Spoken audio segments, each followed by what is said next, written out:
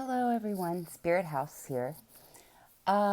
This is regarding the last lecture in the Message of the Divine Iliad by Walter Russell, Volume 2. It's the very last chapter with two parts, and it's the book of sexual promiscuity, dealing with sexual promiscuity.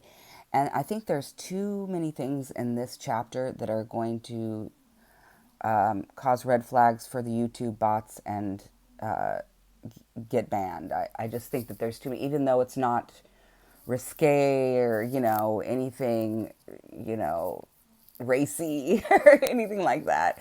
It's very sensible, but it's like, I know that there's a couple things that are going to be triggering people, and I'm just mostly afraid of the YouTube censorship bots because of the nature of the chapter. So after a lot of thought, I'm gonna skip that very last lecture from volume 2 of the Message of the Divine Iliad. But it'll be good incentive to go and buy a copy. It's good, or you might be able to find it somewhere else on YouTube too, if you're interested. If it made it to the light. So with that said, I think what I'm gonna do next, as far as literature goes,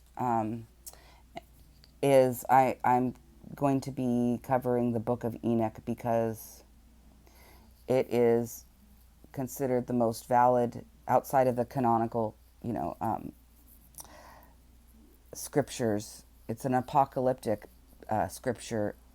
In my opinion, should go hand in. It should have been included in the Bible if it were, available. It was discovered. Oh, the original manuscript doesn't exist anymore, but it was around the same time as parts of it are around the same time Christ was around or mentioned. Like it's comprised of 5 different books that make up the Book of Enoch. But anyway, I'll go into that later.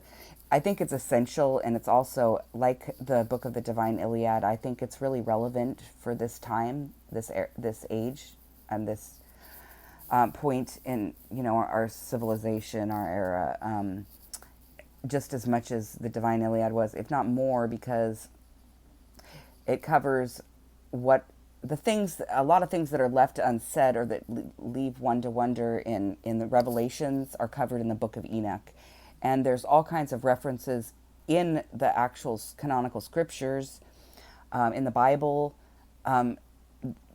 referencing to the Book of Enoch and vice versa. So it's in my opinion, it's legitimate, it's valid, and it should be, it should be known more because it's kind of obscured. So I just thought I would share that, even though it's probably been shared on YouTube before. Because after that, I want to cover the lost art of Enochian magic, and it's basically a meditation, is what it is, but it's to commune and get closer with the different.